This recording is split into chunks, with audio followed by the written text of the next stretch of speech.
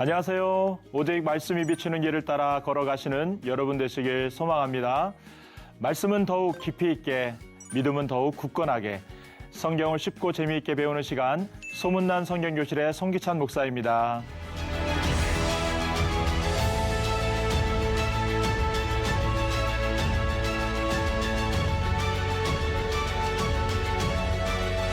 이번 소문난 성경교실의 주제는 음식과 신앙에 대한 주제입니다. 소비주의와 또 개인의 욕심으로 치닫는 이 시대 속에서 우리의 신앙이 절제 역할을 분명히 해줄 거라고 생각하여 이 주제를 정하게 되었습니다. 특별히 음식은 우리의 신앙과 직결되어 있음을 성경은 우리에게 말씀하고 있습니다. 떡과 포도주 이런 내용부터 시작하여 예수님의 성찬까지 이 모든 음식은 하나님과 교제하고 구원의 은혜를 경험하는 놀라운 통로가 되었습니다. 이런 내용들을 중심으로 12강에 걸쳐서 하나하나 살펴보도록 하겠습니다.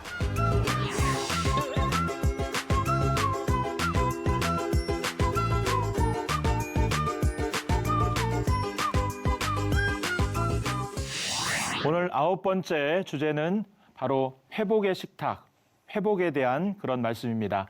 먹으면 회복된다라는 말씀입니다. 영혼의 감기라고 할 수 있는 우울증, 한국 사람들의 4명 중에 1명이 일생을 살아가는 동안 한 번 이상 심각한 우울증을 경험한다고 합니다.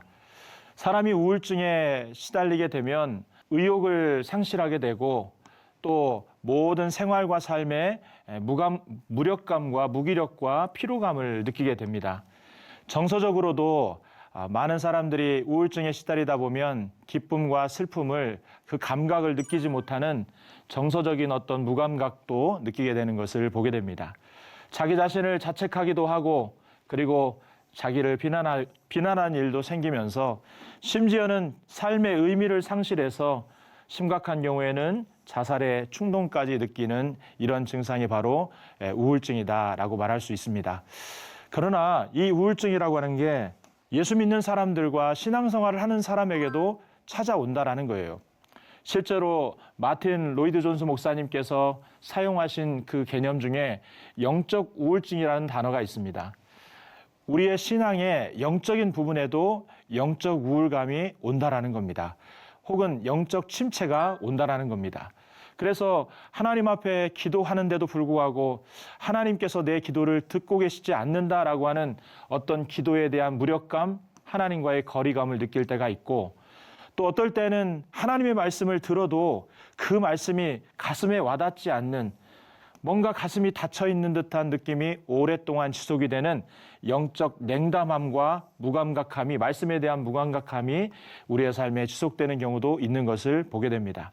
심지어는 내 생활과 삶이 하나님 앞에 기도하고 하나님께 의지하는데도 불구하고 바뀌지 않는 그 지속적인 현실을 통해서 영적으로 무력감을 느끼는 이런 영적 우울증, 영적 침체가 찾아오는 경우도 있고 또 그러다 보면 하나님이 나를 자녀 삼아주신 것이 맞나라고 하는 하나님의 자녀에 대한 확신과 정체성의 혼란이 영적 우울증을 통해서 믿는 사람들에게도 나타나는 것을 보게 됩니다. 특별히 성경에서 보면 영적 우울증으로 인해서 또 영적 침체로 인해서 심각한 우울의 상태를 경험했던 사람들이 참 많이 있습니다. 특별히 요셉의 형들을 보게 되면 요셉의 형들은 성경에서 잠깐 지나가는 내용으로 나오지만 실제로 요셉을 팔고 난 이후에 20년 가까운 시간 동안에 죄책감이라고 하는 죄에 대한 죄책감을 가지고 그의 마음 가운데 시달림을 받고 있었습니다. 창세기 42장 21절에 보니까 우리가 아우의 일로 말미암아 범죄하였도다. 그리고 22절에서는 그 20년 전의 일을 생각하면서 하나님이 우리 죄를 찾아내셨다라고 하는 표현까지 사용하는 걸 봅니다. 그래서 이 요셉의 형들은 동생을 판 이 죄책감이 항상 마음속에 두려움으로 긴장감으로 죄책감으로 항상 그것을 안고 그렇게 삶을 살았다라는 거예요. 사실 그렇게 살고 있는 상태가 바로 전형적인 영적 우울의 모습이다라고 하는 겁니다. 그런데 이렇게 영적인 우울함에 시달리고 있을 때에 이 요셉의 형들과 요셉 사이에 어떤 일이 생기느냐? 요셉이 형들을 초청해서 식탁에 같이 앉아 함께 식사를 하게 됩니다. 참 신기하게도 이런 형들의 죄책감과 우울증이 20년의 시간이 지나면서 자연적으로 해결된 게 아니라 식탁에 앉아서 같이 함께 밥을 먹고 여기 보니까 마시며 그들이 요셉 앞에서 마시며 크게 즐거워하면서 이 우울감에 대한 모든 부분들이 해결이 됐다라는 거예요. 그러니까 이 영적 우울감이 식탁을 통해서 요셉과 함께 마시면서 크게 즐거워하는 식탁을 통해서 형들의 죄책감과 두려움이 회복되었다는 것을 보여줍니다. 성령의 인물 중에서 가장 어찌 보면은 영적 우울증을 또 고백하고 또 겪었던 대표적인 인물이 아마 다윗이 아닐까 생각합니다. 다윗은 영적 우울증의 대표적인 그런 인물입니다. 그래서 시편의 내용을 보면 다윗의 우울한 마음과 탄원하는 마음들이 계속해서 나오게 되는 걸 봅니다. 시편 6편에도 보니까 내 영혼이 심히 떨리나이다. 두려움 속에서 그 두려움이 장기적으로 오래되다 보니까 그 우울함이 계속해서 두려움이 머물러 있는 겁니다. 또 시편 42편, 43편에도 어찌하여 낙심하며 어찌하여 내 속에서 불안해하는가. 내 마음속에 낙심과 불안함이 계속해서 머물러 있는 다윗의 그런 모습을 보게 됩니다. 그리고 눈물을 흘리면서 그 시간을 보내는 그런 다윗의 모습을 보게 되는데 이 다윗이 하나님 앞에 회복되는 과정과 또 회복의 은혜를 경험하는 사건이 어떤 일이 나타나느냐. 하나님께서 사망의 음침한 골짜기를 다니고 있는 다윗, 어찌 보면 우울한 인생의 길을 걸어가고 있는 이 다윗, 계속해서 지금 현재 진행형으로 우울한 길을 걸어가고 있는 다윗을 하나님께서 식탁으로 초대하십니다. 그래서 시편 23편 5절에 보니까 주께서 내 원수의 목전에서 상을 차려주셨다 이렇게 말씀합니다. 그러니까 하나님이 직접 식탁을 차려서 이 다윗을 식탁에서 회복해 나가신다는 거예요. 그러니까 보니까 목자의 식탁에서 몸이 회복되고 심지어는 원수의 목전에서 하나님이 상을 차려주셨는데 원수 앞에서 밥을 먹을 수 있을 정도로 마음의 평안함이 돌아오고 마음의 회복이 되었다는 것을 이야기를 하고 있다는 겁니다. 그리고 내가 여호와의 집에 영원히 거하겠다고 하는 하나님의 집에 초대받은 사람으로서의 야 그렇구나. 내가 하나님으로부터 버림받은 사람이 아니라 하나님의 집에 초대받은 사람이구나라고 하는 정체성과 사명을 다시 회복하게 된 것도 목자의 식탁에서 하나님의 초대를 받은 사건 이후에 그렇다라는 겁니다. 식탁이라고 하는 것은 그렇기 때문에 우리의 관계가 회복되는 자리이기도 하고 내가 하나님의 자녀라고 하는 어떤 정체성과 삶의 의미를 회복해 나가는 자리이기도 합니다. 몸과 또 마음과 우리의 영혼이 회복되는 중요한 자리가 바로 식탁이고 하나님과 동행하면서 회복되는 자리도 바로 식탁의 자리인 것을 보게 됩니다. 용서와 화해를 통해서 나중에 최종적으로는 사명의 회복까지 이루어지는 그 모습이 바로 식탁에서 이루어지는 것들을 보게 됩니다. 그렇다면 왜 하나님께서 이 식탁에서 이런 일들을 이루어 나가실까? 창조적인 관점에서 한번 보면은 하나님은 인류 최초의 식탁을 에덴에 펼쳐주셨습니다. 에덴 동산에서 하나님께서 생명나무를 통해 식탁을 펼치셨는데 인간이 하나님 없는 먹는 자유를 선택했습니다.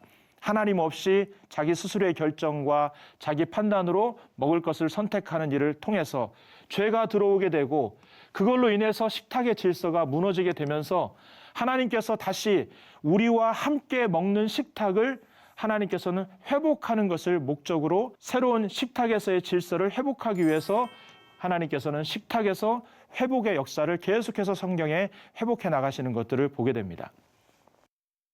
또 성육신적 관점에서 보면은 성육신의 사건이 하나님께서 인간의 자리로 내려오신 사건 아닙니까? 낮아지신 사건입니다.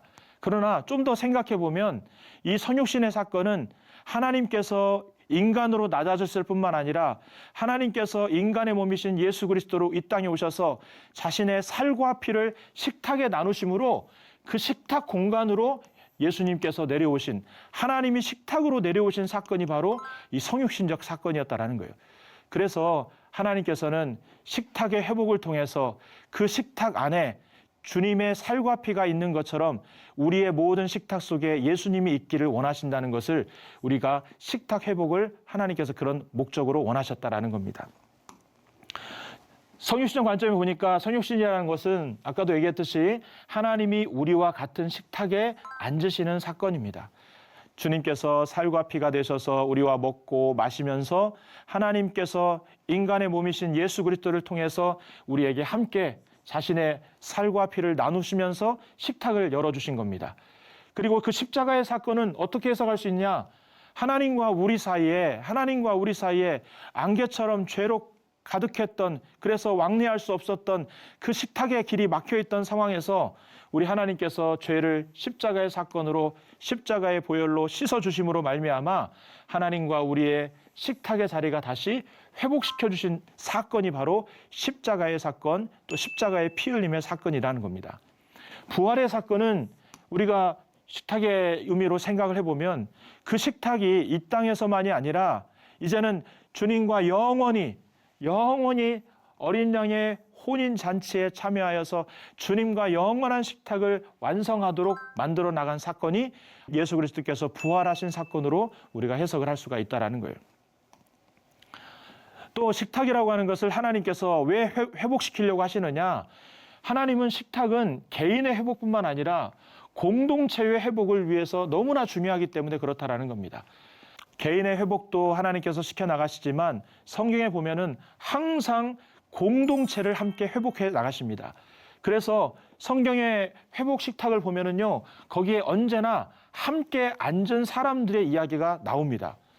유월절의 식탁에도 가족들이 함께 했습니다. 이웃들이 함께 했습니다. 양이 크면은 이웃들을 초청해서도 같이 먹었습니다. 탕자의 식탁에도 탕자가 돌아온 그 탕자 한 사람을 위한 식탁이 아니라 지역 사람들을 초청하고 이웃을 초청해서 잔치를 벌였습니다. 이웃이 함께하는 식탁이었다라는 거예요. 베드로의 식탁도 제자들이 함께했습니다. 예수님의 식탁도 세리와 죄인들, 가난한 사람들이 함께 먹고 마시는 공동체가 함께하는 식탁이 되었다라는 거예요. 성찬의 의미도 마찬가지죠. 교회 시대에 교회가 함께해서 성찬을 나누고, 그래서 교회와 성도들이 함께하는 그런 식탁. 그래서 하나님께서 식탁을 회복하신다는 것은 개인의 회복뿐만 아니라 공동체 전체를 회복하시겠다는 하나님의 의지라는 것을 우리에게 가르쳐주고 있습니다. 성경에서 이제 식탁이라고 하는 게 공동체적인 어떤 개인의 언약도 있지만 공동체적인 언약을 맺는 자리이기도 하지만, 사실 예수님께서 이렇게 식탁을 통해서 배제된 사람들을 가족으로 초대하시면서 새롭게 이제 공동체를 재편성하십니다. 가난한 사람들과 세리와 이런 사람들을 식탁의 자리로 불러 놓으셔서 그 사람들을 가족으로 묶으시고 이제는 공동체를 새롭게 재편성하시는 자리도 식탁이었다라는 거예요. 그리고 부활하신 주님도 흩어진 제자들을 다 모이게 하셔서 공동체를 하나로 묶어주신 자리도 바로 식탁이었다라는 거예요. 그러니까 이 하나님께서 식탁을 회복해 나가시는 자리가 창조의 질서를 회복하고 또 우리의 삶에 주님께서 함께 하심을, 성육신적 사건을 회복하고 공동체적인 회복의 역사를 위해서 하나님께서는 우리의 식탁을 반드시 회복하기를 원하신다는 겁니다. 성경의 대표적인 식탁 회복의 이야기를 세 가지만 나눠보면, 첫째, 대표적으로 엘리야를 들 수 있습니다. 갈멜산의 승리 이후에 이세벨의 위협 앞에서 광야로 도망칩니다. 로뎀나무 아래서 죽기를 구합니다. 여호와여, 넉넉하오니 내 생명을 거두시옵소서. 영적 탈진이 오게 됩니다. 이때에 하나님께서 엘리야에게 말씀하신 게 아닙니다. 말씀에 앞서 천사를 보내가지고 그 천사를 통해서 일어나 먹으라 라고 이렇게 말씀을 주십니다. 그래서 숯불에 구운 떡과 또 물을 제공받으면서 그의 기운이 살아나고 생명이 회복되고, 또 어루만져주면서 하나님의 그런 어떤 활력이 그에게 임하면서 하나님의 임재를 경험하면서 그 힘으로, 그 식물의 힘으로, 그 음식의 힘으로 40주야를 걸어서 호렙산에, 그 사명의 산에 오르게 되는 것을 보게 됩니다. 엘리야의 회복 식탁에 보면 일어나 먹으라는 말 자체가 이 쿰 에콜이라고 하는 이 말 자체가 부활의 의미와 어근이 똑같습니다. 그러니까 하나님께서 음식을 통해서 그의 몸을 부활하시고 어루만지셨다는 말은 그의 내적인 내면에 활력을, 하나님의 기운을 불어 넣어주셨다는 거예요. 그러니까 식탁을 통해서 육신적으로는 부활의 은혜를 경험하도록 만드시고 또 내면적으로는 하나님의 기운인 내적인 하나님의 활력을 다시 불어 넣으셔서 결국 사명이 회복되도록 만드셨다는 겁니다. 엘리야의 회복은 완전한 절망에서 이제 회복을 하는 그런 식탁이었습니다. 스스로 하나님 여호와의 넉넉하오니 내 생명을 거두시옵소서, 이런 신앙의 탈진 속에서 천사가 그를 어루만지고 하나님께서 식탁을 먼저 준비하셔서 그를 회복해 나가십니다. 말씀에 앞서서 식탁을 통해서 그의 모든 절망의 자리에서 기운을 얻도록 만드신 것을 보게 됩니다. 또 한 번만 먹이신 게 아니라 반복적으로 먹이십니다. 여호와의 사자가 또 다시 와서 어루만지셨다. 식탁에 음식을 제공하는데 엘리야에게 한 번 먹고 만 사건이 아니라 또다시 또 먹이시고 또 어루만지시고 두 번에 걸쳐서 이렇게 하나님의 어루만지심이 반복적으로 이루어지는 것을 봅니다. 만져주셨다라는 자체도 하나님의 어떤 치유와 터치가 있었다라는 거예요. 그래서 그가 육체적으로도 기력을 회복하고 또 영적으로도 기력을 회복하도록 하나님께서 반복적으로 먹이신 식탁, 바로 이게 엘리야가 회복된 식탁이었다라는 겁니다. 결국 하나님께서 이 엘리야를 회복하신 이유가 사명을 회복하기 위함이었다라는 겁니다. 그래서 그 식물의 힘으로, 그 음식의 힘으로 그가 육체적인 힘을 얻고 어루만지심의 능력으로 하나님이신 내적 활력을 얻어서 사명의 길을 이제 엘리야가 걸어가는 것을 보게 됩니다. 두 번째, 베드로의 회복에 대한 내용도 베드로도 회복된 자리가 식탁이었다라는 거예요. 요한복음 21장에 실패하고 그리고 넘어졌던 배신자로 낙인 찍혔던 이 베드로가 자신의 모든 죄의 기억을 덮으시고 용서와 사랑으로 새 출발하도록 만들어 주신 자리가 바로 예수님께서 찾아오신 식탁이었다라는 겁니다.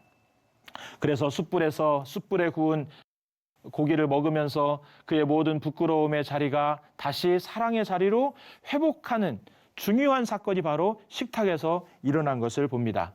그래서 숯불이라는 말 요한복음에 2번 등장하는데 베드로가 예수님 부인할 때 한번 나오고요.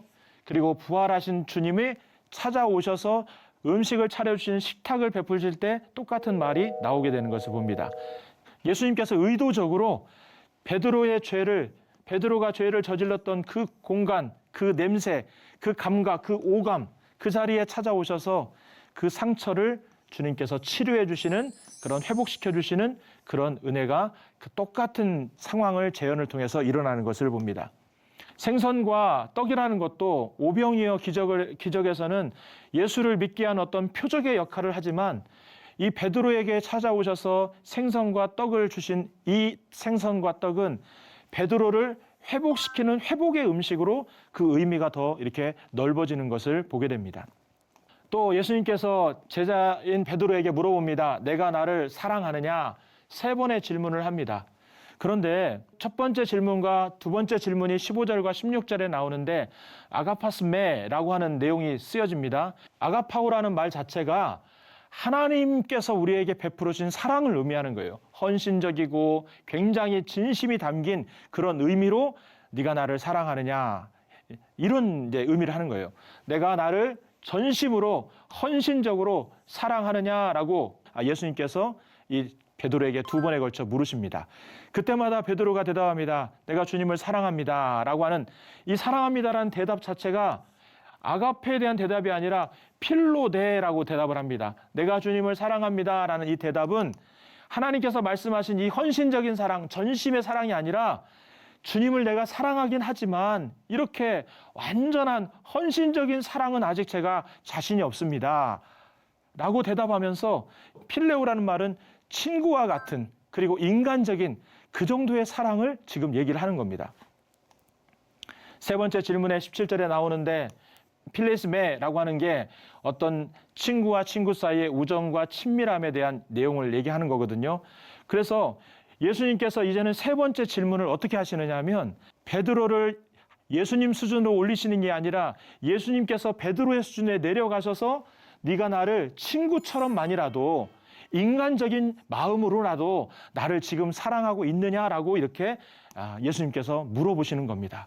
그때서 이 베드로가 제가 예수님을 사랑합니다. 그러니까 주님이 베드로의 사랑의 수준으로 내려오셔서 질문도 하시고 답도 들으신, 그래서 그 베드로를 회복시켜 나가신 것들을 보게 됩니다. 이거는 사실 영적인 회복이라기보다는 친구로서 인간적으로라도 내가 너를 사랑하고 너도 나를 사랑했으면 좋겠다라고 하는 그런 회복까지 주님께서 내려오시는 것을 보게 됩니다. 이 베드로의 회복은요, 나중에 하나님께서 사랑이 회복된 다음에 양을 먹여라, 그리고 양을 쳐라, 양에게 먹이고 그리고 돌보고, 결국에는 사명이 회복됩니다.